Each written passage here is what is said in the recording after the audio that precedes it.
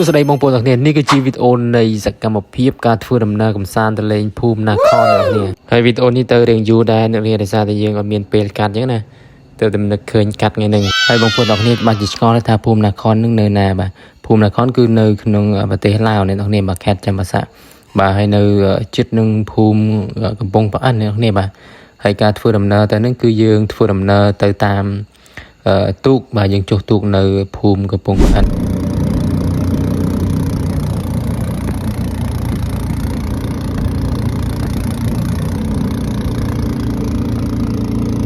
គ្រូដើរទៅណាថ្ងៃនេះឥឡូវដើរទៅណាដើរទៅរកកង់ជិះទៅជួលកង់គេជិះណាខ្ជិលជិះម៉ូតូឥឡូវបកមកជិះកង់វិញហាត់ប្រាណណាហាត់ប្រាណថ្ងៃនេះប្រងជិះកង់ដើរលេងម្ដងព្រោះដងធ្លាប់តែជិះម៉ូតូឥឡូវជិះកង់ណាជិះកង់មើលទេសភាពនៅក្នុងភូមិអីគេបាទកន្លែងនេះប្រងនាំគ្នាជួលកង់គេអ្នកនាងប៉ុន្តែមានអីទៅដល់កន្លែងកង់គឺគាត់ថាកង់គាត់ជាប់រវល់បាទភ្ញៀវគាត់កក់ទុកហើយអញ្ចឹងចុងក្រោយយើងក៏បានដើរតាដែលអ្នកនាងបាទគឺដើរមើលទេសភាពប៉ុន្តែដើរបានឆ្ងាយទេអ្នកនាងបាទដើរតាមជិតមើលសាលារៀនហើយចូលមើលវត្តអារាមវត្តអីអញ្ចឹងណាបាទហើយក៏បានមើលរួចរាល់ហើយយើងក៏បានធ្វើដំណើរត្រឡប់មកក្រោយវិញបាទបានទៅឆ្ងាយទៀតដោយសារយើងដើរនឹងវារៀងឆ្ងាយដែរហើយក៏ហត់បាទយើងដើរទៅវាឆ្ងាយហើយហត់ទៀតអញ្ចឹងយើងមានតែធ្វើដំណើរត្រឡប់មកកន្លែងដើមវិញ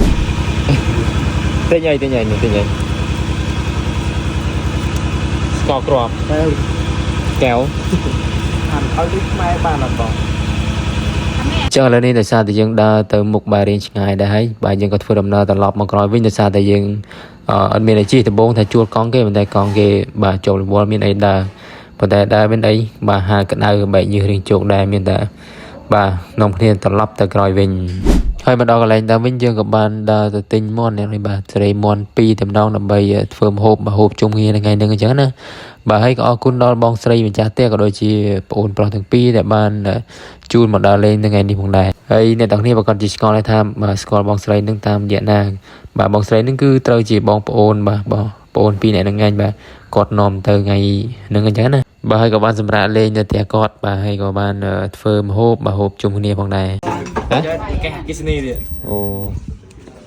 តែកេះលុយតែកេះปวดขาไหมก่อนปวดขาที่ออกก่อนไม่ใช่ออกខ្ចីនេះបត់មួយផ្លែហើយ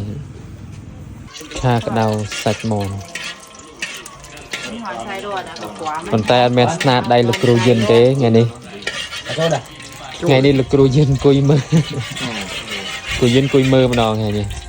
ធ្លាប់តែធ្វើចុងភៅតែឥឡូវអង្គុយមើល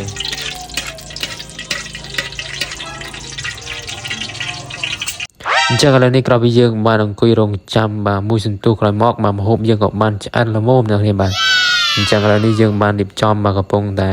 បាទរៀបចំហូបបាយអញ្ចឹងណាបាទជុំគ្នានៅថ្ងៃនេះវ៉ាវមុខម្ហូបអែមមែនតែនបាទនេះចុងភៅបាទ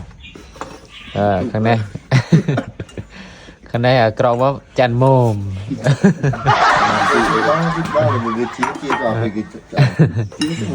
ជាចំពេលគេចាន់បណ្ដោយអញ្ចឹងឥឡូវនេះក្រោយពីយើងបានមកហូបបាយជុំគ្នារួចរាល់ហើយយើងក៏បានធ្វើដំណើរត្រឡប់មកផ្ទះវិញហើយបាទ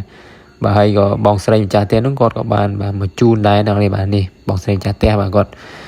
មកជួនដំណើរដែរនៅនេះបាទថ្ងៃនេះអញ្ចឹងសម្រាប់វីដេអូនេះមានតែប៉ុណ្្នឹងអ្នកនរបាទជួបខ្ញុំទៀតនៅវីដេអូក្រោយ Goodbye